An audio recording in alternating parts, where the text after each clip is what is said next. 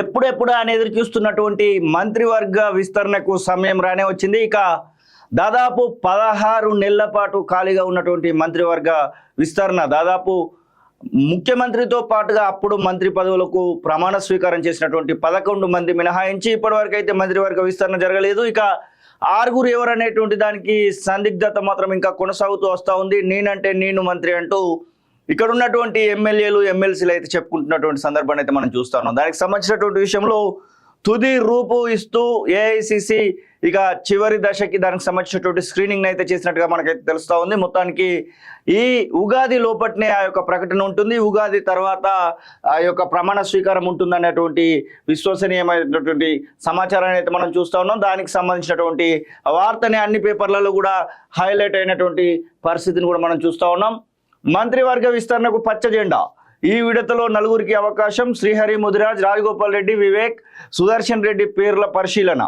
6 పదవులను భర్తీ చేస్తే ఎస్టీ మైనారిటీలకు చోటు ఇవ్వబోతున్నట్టుగా తెలుస్తూ ఉంది. ఇంకా రెండింటిని ఆపడం అయితే అవసరం లేదు, ఖచ్చితంగా అన్ని భర్తీ చేయాల్సిందే. ఇప్పటికే ఈ యొక్క పాలన విషయంలో కొద్ది మేరకు ఇబ్బందులు తలెత్తున్నటువంటి విషయాన్ని కూడా మనం చూస్తున్నాం. కాబట్టి అన్నింటినీ కూడా భర్తీ చేయాల్సినటువంటి బాధ్యత ఏఐసిసి పైన ఖచ్చితంగా ఉంది.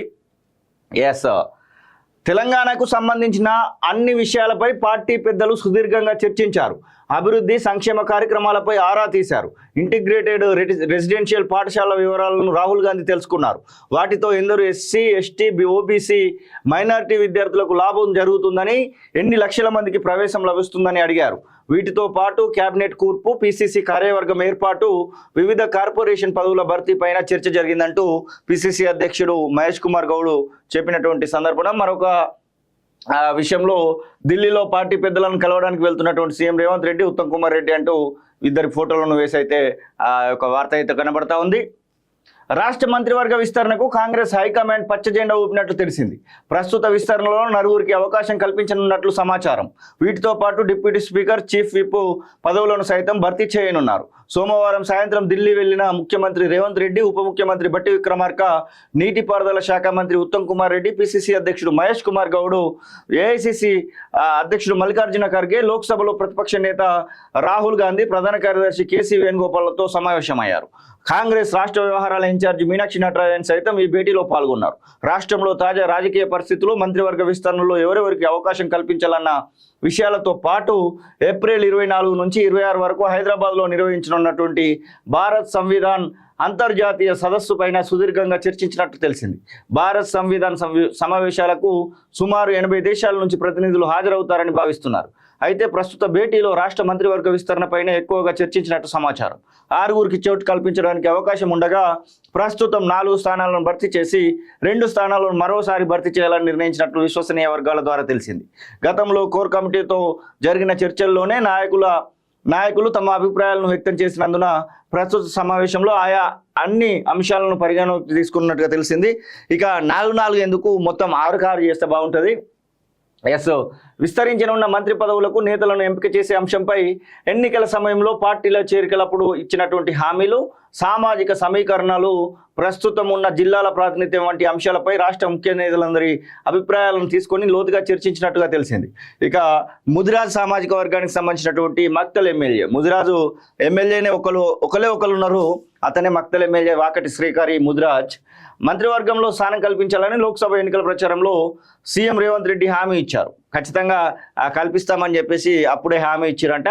దాంతో ఆయనకు తాజా విస్తరణలో అవకాశం కల్పించాలనే విషయంపై చర్చ జరిగినట్లు సమాచారం. ఇక అసెంబ్లీ ఎన్నికలకు ముందు కాంగ్రెస్లో చేరినటువంటి మునుగోడు ఎమ్మెల్యే కోమటిరెడ్డి రాజగోపాల్ రెడ్డికి మంత్రివర్గంలో చోటు కల్పిస్తామని హామీ ఇచ్చినట్లు ప్రచారంలో ఉంది. అయితే ఆయన సోదరుడు వెంకటరెడ్డి ఇప్పటికే మంత్రివర్గంలో ఉన్నందున మళ్ళీ రాజగోపాల్ రెడ్డికి అవకాశం కల్పించడంపై గతంలోనూ విస్తృతంగా చర్చ జరిగింది. తిరిగి పార్టీలో చేరేటప్పుడు ఇచ్చిన హామీ మేరకు ఆయనకు అవకాశం కల్పించాలని కాంగ్రెస్ అధిష్టానం సూచించినట్టుగా తెలుస్తోంది. ఇక చెన్నూరు ఎమ్మెల్యే వివేక్ పేరును సైతం పరిగణలోకి తీసుకున్నట్లుగా సమాచారం. ఈయనకు కూడా ఎన్నికల సమయంలో హామీ ఇచ్చినట్టుగా తెలిసింది. ఇక్కడ 2 రకాలుగా ఆలోచించాలి. చెన్నూరు ఎమ్మెల్యే వివేకు, ఆయన అన్న వినోదు, ఈయన కొడుకు పెద్దపల్లి ఎంపీ, ఇంతమంది కనబడతా ఉన్నారు. అందరూ వెంకటస్వామి వారసులే. నిజామాబాద్ జిల్లాకు చెందినటువంటి మాజీ మంత్రి బోధాన్ ఎమ్మెల్యే పిల్లి సుదర్శన్ రెడ్డి పేరును కూడా చర్చించినట్లుగా తెలుస్తోంది. ప్రస్తుతం ఉమ్మడి నిజామాబాద్ జిల్లా నుంచి మంత్రివర్గంలో ఎవరూ లేనటువంటి నేపథ్యంలో మరి పిల్లి సుదర్శన్ రెడ్డికి వచ్చేటువంటి అవకాశాలను ఆలోచన అయితే చేస్తూ ఉన్నారు.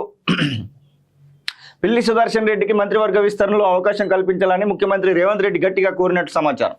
ఒకవేళ క్యాబినెట్లో 6 ఖాళీలను భర్తీ చేస్తే ఎస్టీ మైనార్టీ వర్గాల నుంచి ఒక్కొక్కరికి అవకాశం కల్పించనున్నట్లుగా తెలిసింది. మల్రెడ్డి రంగారెడ్డి, రామ్మోహన్ రెడ్డి, ఐలయ్య, ఆది శ్రీనివాస్, బాలు నాయక్, మురళీ నాయక్, రామచంద్రు నాయక్, ప్రేమ్ సాగర్ రావు తదితరుల పేర్లపైన కూడా చర్చ జరిగినట్లుగా తెలిసింది. ఉపసభాధిపతిగా లంబాడ వర్గానికి చెందినటువంటి ఎమ్మెల్యేలకు అవకాశం కల్పించాలనేటువంటి అవకాశం కూడా చూస్తూ ఉన్నారట. ఇక చీఫ్ విప్ పదవికి ఆది శ్రీనివాస్కు అవకాశం ఇవ్వనట్టుగా సమాచారం. ఇప్పటికే విప్గా కొనసాగుతూ ఉన్నాడు ఆది శ్రీనివాస్. చీఫ్ విప్ కోసము తన యొక్క ప్రాతినిధ్యాన్ని అయితే ఇవ్వబోతున్నట్టుగా తెలుస్తూ ఉంది. ఇక త్వరలో కొత్త వారితో ప్రమాణ స్వీకారం చేయించే అవకాశం ఉన్నట్టుగా విశ్వసనీయ వర్గాల సమాచారం అయితే తెలుస్తోంది. వీటితో పాటుగా కోదండరాంకు సంబంధించినటువంటి విషయంలో కూడా ఒక ఆలోచన జరిగినట్టుగా సమాచారం. వీరందరితో పాటుగా ఇంకా మల్రెడ్డి రంగారెడ్డి ఎట్లాగో తను ముందు నుంచి అడుగుతూ ఉన్నారు. జిహెచ్ఎంసీ పరిధిలో ప్రాతినిధ్యం కోసం తన యొక్క ఆలోచన మాత్రం కనబడతా ఉంది. జిహెచ్ఎంసీకి సంబంధించినటువంటి వారిని ఖచ్చితంగా చూడాల్సిందే. రంగారెడ్డి, హైదరాబాద్ జిల్లాలకు సంబంధించినటువంటి వ్యక్తులు ఎవరు లేరు కాబట్టి నన్ను మంత్రివర్గంలోకి తీసుకోమని చెప్పేసి అయితే మల్రెడ్డి రంగారెడ్డి చెప్తా ఉన్నారు. ఇప్పటికే తనకి అసెంబ్లీకి సంబంధించినటువంటి చీఫ్ విప్ కోసం ఆలోచన చేస్తూ ఉంటే అతనైతే వద్దంటా ఉన్నారు. మంత్రివర్గ హోదా ఇచ్చి ఆ యొక్క ఆలోచన చేసినప్పటికీ మల్రెడ్డి రంగారెడ్డి అయితే వద్దంటున్నటువంటి పరిస్థితి. ఇక ఇంకా ముందుకెళ్తే ఎమ్మెల్సీగా మొన్న గవర్నర్ కోటాలో ఎన్నికైనటువంటి అమీర్ అలీ ఖాన్ పేరు కూడా పరిశీలనలో ఉన్నట్టుగా తెలుస్తూ ఉంది. ఇటు కోదండరాం అలాగే అమీర్ అలీ ఖాన్ ఇట్లా కొంతమంది పేర్లను అయితే చూస్తూ ఉన్నారు. తమ పార్టీ పెద్దలతో తెలంగాణలో చేపట్టినటువంటి అభివృద్ధి సంక్షేమ కార్యక్రమాలతో పాటు మంత్రివర్గ విస్తరణ, పిసిసి కార్యవర్గ కూర్పు, కార్పొరేషన్ పదవుల భర్తీపై చర్చ జరిగినట్లుగా పిసిసి అధ్యక్షుడు మహేష్ కుమార్ గౌడ్ వెల్లడించారు. సోమవారం సాయంత్రం సీఎం రేవంత్ రెడ్డి, ముఖ్యమంత్రి బత్తి విక్రమార్క, మంత్రి ఉత్తమ్ కుమార్ రెడ్డితో కలిసి ఢిల్లీలోని ఇందిరాభవన్లో ఏఐసిసి అధ్యక్షుడు మల్లికార్జున ఖర్గే, లోక్సభలో ప్రతిపక్ష నేత అయినటువంటి రాహుల్ గాంధీ, పార్టీ ప్రధాన కార్యదర్శి కేసీ వేణుగోపాల్తో గంట పైన చర్చలు జరిపినటువంటి అనంతరం విలేకరులతో మాట్లాడినటువంటి సందర్భంలో తెలుస్తూ ఉంది. ఇక చాలామంది ఎదురు చూస్తూ ఉన్నారు.